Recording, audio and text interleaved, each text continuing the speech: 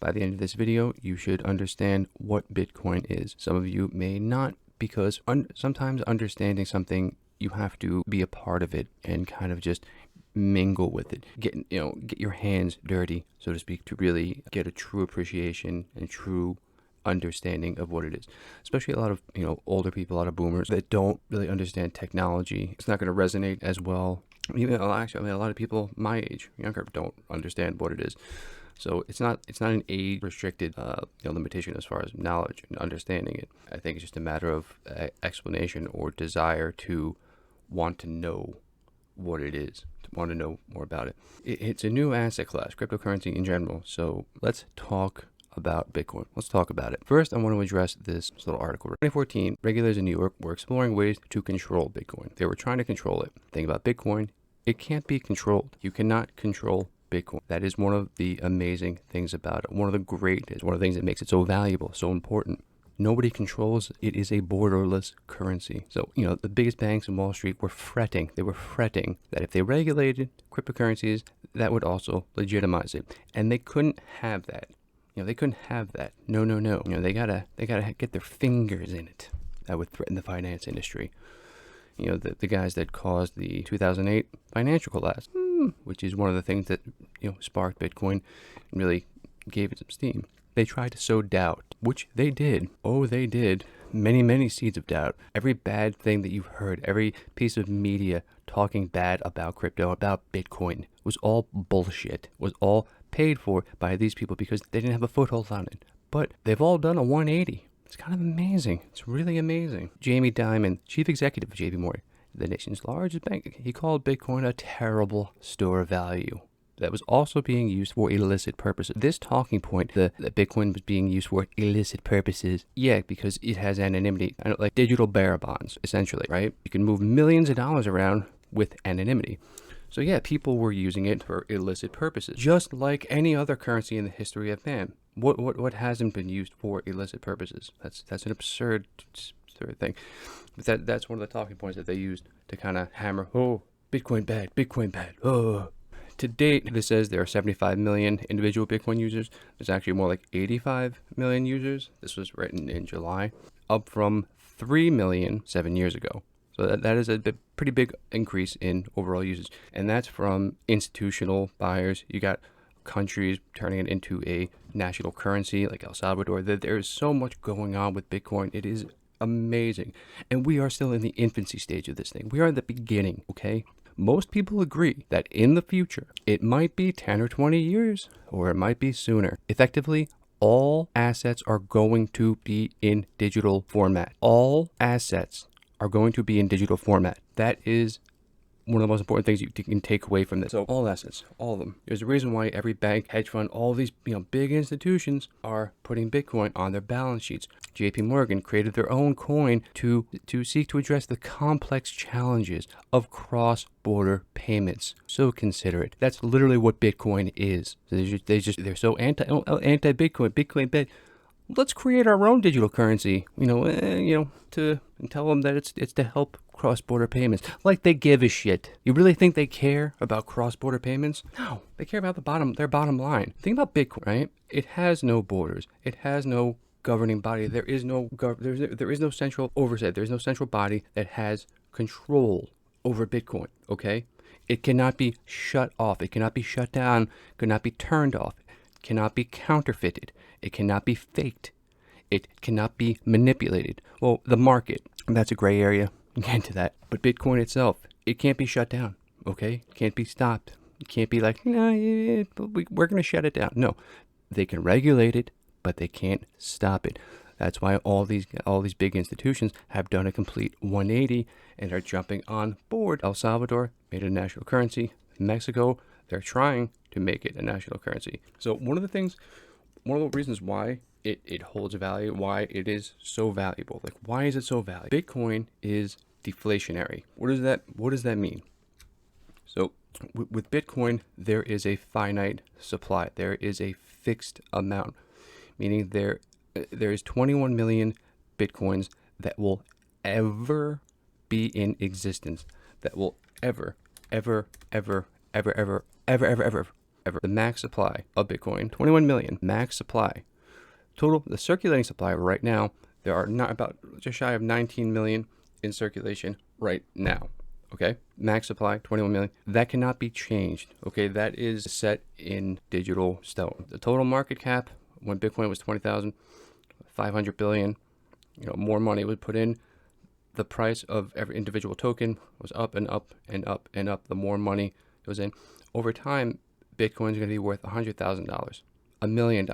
Mine's over the next 10 years, Bitcoin will hit $1 million per token. Okay. So if you bought one Bitcoin now, which is currently $38,000 fluctuating because of what's going on in the world right now, you buy one now, and over the next 10 years, that investment be pretty good. It's gonna go up. Your fiat currency, your paper money, will just sit there. It's just gonna sit. Whereas Bitcoin, the more people that are coming into this market, more people are going to be coming into the space. That's fact. It's a very small percentage of the world population is even involved in cryptocurrency, involved in Bitcoin currently. Even institutions, not all of them coming in. It's speculated that something like $200 trillion is going to come into the market over the next 10 years. So it's not a matter of will it hit $1 million per token? It's a matter of when. So you see, it's $38,000 right now. Why does the price go up and down and up and down? Well, why do the price of stocks go up and down and up and down? Think of it in terms of that. Yes, it's a new technology, it's a new asset class, it's a whole new thing, but it's kind of like gold, stocks, bear bonds, all combined into like one hybrid that had like a bastard child,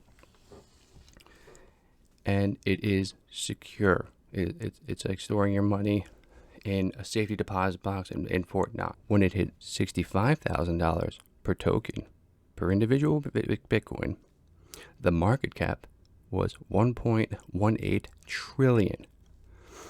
Now, the next all-time high we hit was 68K, 1.27 trillion, $1.3 trillion, $1.3 trillion. That's insane.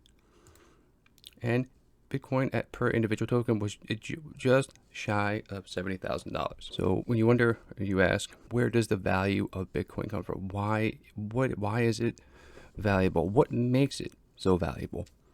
Because it is rare, okay? It is more rare than gold. Gold, we can mine all the gold on the entire planet, right? We can mine all the gold in the world. We can have every last drop of it. But that's not the last of the gold. We have the technology to fly off the planet and mine asteroids, right? It's already been speculated. It's already been, thrown out there. That's fact. We already have the technology to do that. We can mine for all these minerals like gold and silver, platinum, all that stuff. But Bitcoin, that 21 million fixed supply, that 21 million max supply, that is all that will ever exist in the history of mankind. That is it. That is it. Ladies and gentlemen, boys and girls, children of all ages. That is it. So it is more rare than gold. No matter what, in 100 years, in 500 years, there will only be 21 million Bitcoin. That is it. The value will go up, but the supply will stay the same. What else can you say that about? So you want to understand what Bitcoin is. It is a new technology, and it's hard to kind of wrap your head around. But just like the internet, things before that, nobody saw what impact the internet would have on the world. Look where we are 20, 30 years later. As you know, I grew up with it. I remember dial-up modems, but this is the future that we're heading towards. This is where we're headed. Okay, countries are adopting it. It's a much longer conversation, but for the sake of this video, understand that this is a thing, that it is not going anywhere, and it's only going to go up in value. Okay, so where does the value come from? It's rarity. There's only so much of it, and the price fluctuates just like the stock market does. It's a market. Now what is Bitcoin? What is it that you actually own? When you purchase Bitcoin, when you download an exchange or you sign on to an exchange, connect your bank, you deposit your fiat, and you buy the Bitcoin. What do you own? What is it that you own? Well, simply put, string of ones and zeros. You own a piece of code. You own a string of code. That is yours. That is worth a lot of money. This code is built on what is known as the blockchain. That I'll go into another video about. The blockchain is where everything is stored. The blockchain, think of the blockchain as a ledger. Just how, old-timey banks before computers, they had ledgers and books, to write everyone's information, their names, assets, all of that stuff, keep track of everything. The blockchain is that in a digital form, except unlike a notebook, it cannot be changed. It is mutable, meaning what is on the blockchain is there and it's there forever. So a transaction that happened 5 years ago, 2 years ago, 10 years from now will all be on the blockchain, on this digital ledger. So you can literally see every single transaction. You can pull it up on the blockchain and track it. That's what these are right in here. These are transactions. These are Bitcoin transactions in real time. But this string right here, essentially, is what you own. And it is secured by military level cryptography, encryption. It is safe. The main security risk when it comes to digital assets and Bitcoin are pretty much the human part. People will try and get your information. They will fish for information. They will, email. They will try and get you to click on something, do this and that, and stealing. Just like identity theft or regular scams, any kind of scams you could think of. People hack into their bank accounts. You got the guys in India that call you and say, "Your electric bill is about to be cut. I do not know. You need to send me money now. Log onto your computer. You must log on your computer and click on this button. No, yes, you must do this. Thank you. And you click on the button and you're fucked. We got you." It's a horrible accent, but yeah, I'm sure everyone's gotten a call saying, "Hey, your bill is past due," when it's just fake. It's a scammer trying to get you to do something, whether send them money or go on your computer and go to a place to whatever. Bitcoin by itself is safe, stored on exchange in a wallet. It's not going anywhere. One of the ways you store it, you store it in a wallet. Just like you keep fiat money in a wallet, you keep Bitcoin in a digital wallet. And there are different kinds of wallets. Just for instance, you have a hot wallet and a cold wallet. If you have a lot of money, you would probably want to keep most of your Bitcoin in a cold wallet. Cold wallet is not connected to the internet, so there is no chance of it being hacked. No chance. So that's as safe as you can get. So what do you own? A string of code. Simply put, everything that we see, every app, everything on your phone, all these things, it's all built on code. It's all built on computer code. So this is just an advanced form of that to an extent. Now, if you want to know exactly what Bitcoin is and really try to understand it, I'll leave a link in the description and you can read the white paper. The white paper is the thing that tells you everything about that currency, Bitcoin, whatever, or other cryptocurrencies. It tells you literally what Bitcoin is, the equations used to secure it, to for the to transact. It is like the bones of the crypto, of what Bitcoin is. It tells you what it is, what it does, the stuff that makes it work. Just like the technical jargon, the stuff that you probably won't understand. I won't even try to explain in this video, But if you would like to take the time and try to understand, please, by all means, I highly, highly, highly recommend that you do, because this is the future. You just have to kind of look into it yourself. So what is Bitcoin? Bitcoin is a store of value. Think of it like it's gold. You buy gold with the expectation that it's going to go up in value, and you're storing your money, so to speak. Whether you have an actual chunk of gold or whatever, but you buy it as a hedge. Just in case. It's like the oh shit thing. If everything hits the fan, you have that chunk of gold to get out of Dodge. There is no governing body that controls Bitcoin. Nobody controls Bitcoin. It cannot be shut off. It cannot be shut down. It cannot be counterfeited. It cannot be forged, faked, fucked with, nada, nothing. It's not possible. Okay?